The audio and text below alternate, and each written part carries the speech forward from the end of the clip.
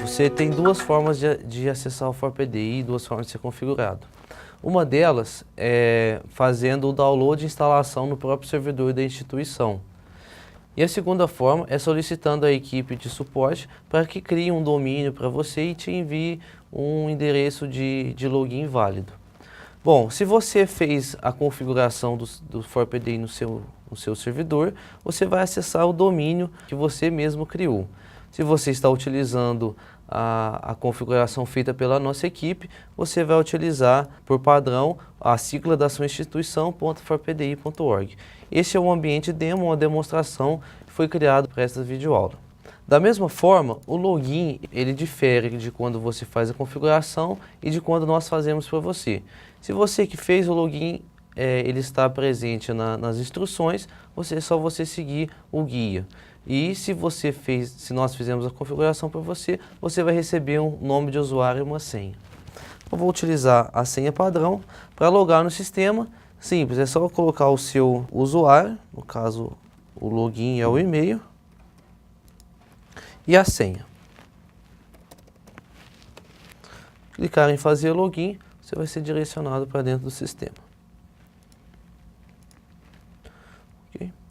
Caso você esqueça sua senha, existe o recurso de recuperação de senha. Nesse caso, você vai só colocar o e-mail que foi cadastrado e o sistema vai enviar para você uma mensagem informando qual é a senha para você fazer o acesso. No caso aqui, eu vou colocar um outro e-mail. Clicar em enviar e-mail de confirmação, o sistema vai te mostrar uma mensagem dizendo que a mensagem foi para a caixa, para o endereço inserido no sistema.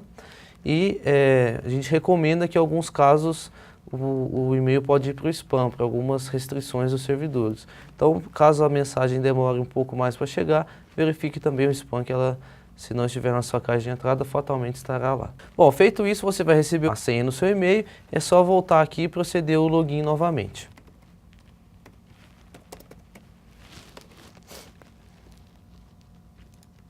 Então essa é a interface inicial do sistema. A gente finaliza a parte de login e recuperação de senha. Essas configurações gerais elas só vão estar habilitadas caso você tenha instalado o sistema na sua infraestrutura própria. Utilizando a infraestrutura que é disponibilizada, você não tem acesso nem ao menu sistema, nem ao menu estrutura dos planos, porque isso já é cadastrado por você pela nossa equipe. Bom, em sistemas você tem instituições e domínios. Então, antes de mais nada, eu preciso cadastrar uma instituição. Aqui no caso eu já cadastrei a instituição de demonstração, vou editá-la para mostrar as informações que estão presentes aqui. Então, a gente tem um nome, tem uma URL para logo, então essa logo que vai ser utilizada aqui, ela é customizável, basta você colocar um endereço dela aqui, o sistema vai trocá-la para você. Uma descrição da instituição, cidade e o estado daquela instituição, e aqui 3 configurações.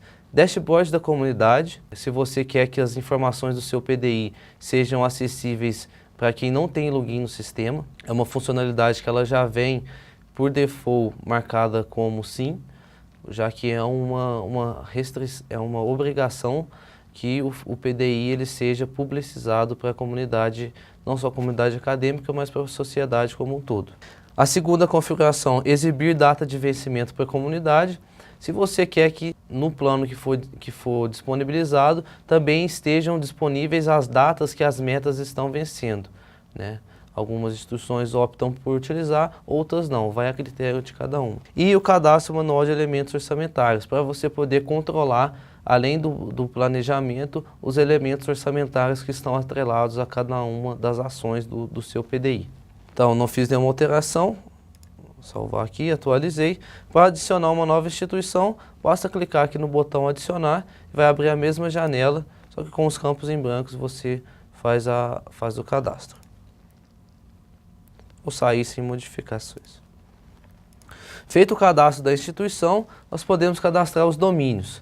Os domínios é como o sistema vai ser acessível. Então, aqui no caso, a gente tem um domínio termo.forpdi.org. Na sua instituição, você pode ter outras formas de acesso. Também, para adicionar um domínio, clique no botão adicionar. Você faz uma pequena configuração. Configura o host, que é o nome do servidor. Então, no caso, é o seu domínio sem o link, né, a parte inicial e a barra no final.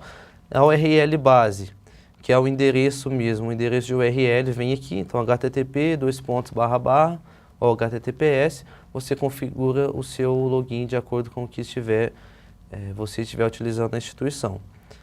O tema, nós temos dois temas padrão no sistema, que é o default, que é esse azul que está sendo utilizado, e tem também o tema vermelho, é uma questão estética da ferramenta para utilização. E a instituição você vincula a qual domínio aquela instituição vai estar cadastrada. Ou seja, quando acessar esse domínio, quais são as informações de qual instituição vão estar presentes aqui. Como nesse caso já está configurado, eu vou cancelar. Em caso de você continuar, é só clicar em salvar. Bom, para acessar as estruturas do PDI que você vai utilizar, você utiliza o menu Estrutura dos Planos de Metas.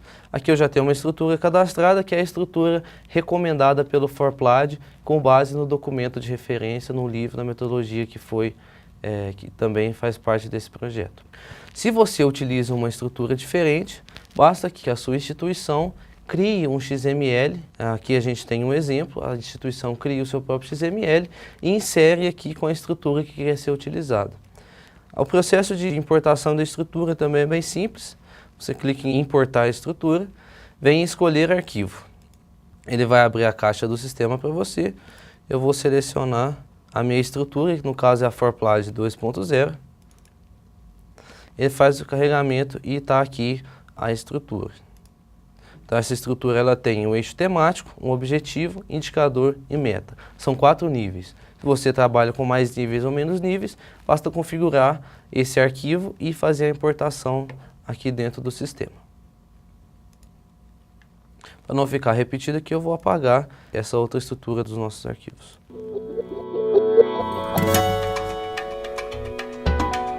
Nas próximas instruções, nós vamos aprender sobre os usuários. Como fazer o cadastro, importação, atualização de dados, todas as questões referentes aos usuários do sistema. Então, para isso, basta acessar o menu Usuários. Esta funcionalidade ela está disponível para os administradores do sistema e também para os administradores e gerentes cadastrados. Bom, ao entrar no menu Usuários, nós temos as seguintes opções: convidar um usuário, cadastrar e a listagem dos usuários do sistema. Como essa base de dados ela já foi preparada, eu tenho aqui alguns usuários que já estavam previamente cadastrados. Eu posso vê-los por esta tabela. Eu tenho 3 maneiras de adicionar usuários no sistema. Eu posso convidar um usuário, nesse caso eu digito o seu nome e o e-mail dele e o tipo de conta que ele vai ser vinculado. Bom, abro aqui um parênteses para falar sobre os tipos de conta. Nós temos 3 perfis no sistema: colaborador, gerente e administrador, além, claro, do administrador de sistema, que é quem faz a configuração. O primeiro nível é o nível administrador. Os administradores das instituições, eles têm acesso a todas as funcionalidades que estão previstas dentro do sistema. O nível gerente é como se fosse um responsável por alguma área. Eles têm grande parte dos recursos disponíveis, mas não todos aqueles que estão sob cargo do administrador. Durante todo o curso eu vou informando e recapitulando quais são os perfis que podem ter acesso a cada funcionalidade também. E por último nós temos o perfil colaborador. Esse perfil colaborador ele é responsável apenas pela edição das metas. Então, administradores e gerentes definem um plano, definem os indicadores, objetivos, definem quais são as metas. Os colaboradores eles são responsáveis por inserir os valores dessas metas alcançadas no sistema, não podendo fazer qualquer tipo de alteração, edição, exclusão ou até adicionar qualquer recurso, qualquer informação no sistema. Então, para fazer o convite, eu coloco o nome da pessoa. No caso, eu vou fazer o convite aqui para mim, usuário fictício. Coloco um e-mail. Lembrando que tem que ser um e-mail válido, que o sistema vai enviar um link para que essa pessoa possa seguir o link e fazer o cadastro. E defino o tipo de conta. Vou clicar aqui em enviar o convite. O sistema vai enviar o convite para que a pessoa possa acessar e completar o seu cadastro. Após enviado o convite, o usuário que eu acabei de cadastrar, ele fica aqui, marcado com um fundo amarelo, indicando que ele ainda não concluiu o cadastro. Assim que ele concluir, os demais dados vão estar aqui e a situação dele vai ser regular. O segundo jeito de cadastrar o usuário no sistema é o cadastro direto. Por esse cadastro, o usuário não recebe nenhuma senha, ele não recebe nenhum link, ele já é cadastrado na instituição diretamente. Então, basta, além do nome e e-mail, eu vou definir uma senha para esse usuário fazer o acesso. Selecionar o tipo de conta também. Bom, nesse momento, o usuário que eu cadastrei, o André, ele já está aqui, está como regular. Quando ele fizer o primeiro acesso, ele pode atualizar os seus dados para que fique tudo aqui certinho. Bom, qual que é a diferença entre convidar um usuário e cadastrar um usuário diretamente? O convite, você faz quando você quer chamar o usuário, você não precisa definir uma senha. Então você faz o convite e ele acessa. Se você, às vezes, está em uma reunião, um grupo de trabalho mais... que está com algo mais dinâmico, está com uma pressa maior para que isso seja finalizado, você já coloca o usuário aqui dentro de uma vez e passa a senha para ele. A diferença é que no caso de cadastrar diretamente, você vai ter a senha e vai ter que passar essa senha para a pessoa. No caso do convite, é tudo automático, o sistema faz o envio do link e a pessoa consegue acessar diretamente. Bom, a terceira e última forma de cadastrar os usuários é através da importação. Então eu tenho o botão aqui, importar usuários dentro de convite, e aí eu posso importar os usuários através de um arquivo CSV contendo o nome e o e-mail das pessoas. Lembre-se, apenas nome e e-mail, essas duas colunas, então o sistema não aceita. Então eu vou clicar da mesma forma, clicar em escolher um arquivo.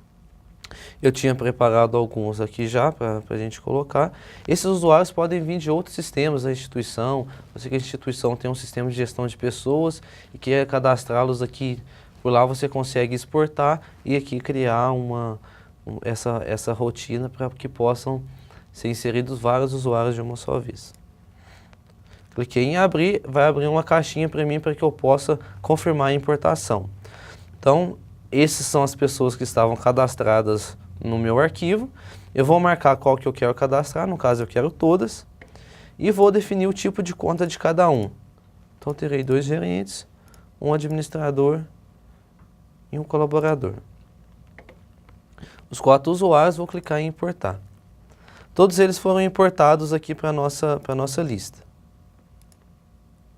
Eu vejo que alguns deles estão aqui e outros nas próximas páginas. Então todos eles vão receber o convite da mesma forma como é feito individual, porém algo em massa. Você pode cadastrar vários de uma vez só.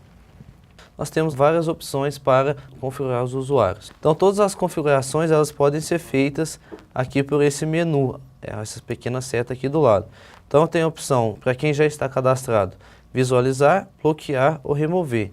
E aqueles que ainda não se cadastraram, como é o caso desse novo usuário nosso aqui, eu posso copiar o link para cadastro, ou seja, eu vou copiar o link daqui e vou enviar para o usuário que ele vai receber diretamente. Eu posso também reenviar o convite, caso ele não tenha recebido, caso tenha se perdido, caso passou o tempo o usuário não fez o cadastro, eu posso reenviar o convite e diretamente posso bloqueá-lo ou removê-lo. Os demais usuários. Para bloquear um usuário, basta clicar nele no botão bloquear, vai aparecer uma mensagem, você clica, você confirma, aquele usuário foi bloqueado. Para desbloqueá-lo é o mesmo processo. Então o usuário foi bloqueado, para desbloqueá-lo é o processo inverso. Clique aqui, desbloquear o usuário, depois ele vai pedir a confirmação, você desbloqueia. Eu posso também visualizar um usuário. Então eu tenho aqui, entro no perfil dele, eu tenho as informações daquele usuário que foram cadastradas, as suas permissões, que são as permissões padrão que vêm do seu perfil, e eu posso enviar uma mensagem a esse usuário. Para enviar uma mensagem, eu coloco o assunto e escrevo uma pequena mensagem.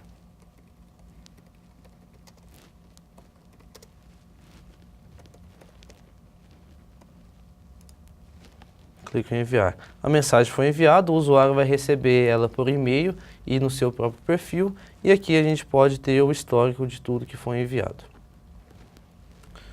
Bom, a um administrador e a um gerente também compete a funcionalidade de editar perfil do usuário. Essa edição pode ser feita tanto através do menu Usuários, clicando em Visualizar um usuário, ou cada um pode acessar essa página através do menu Meu Perfil. Ambos vêm para o mesmo, para esta tela aqui. Bom, para editar os dados de um usuário, basta eu clicar no ícone de edição aqui na parte superior. Então os campos vão se abrir, eu posso fazer a edição dos dados.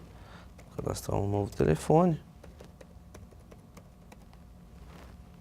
Posso colocar o departamento que a pessoa está lotada.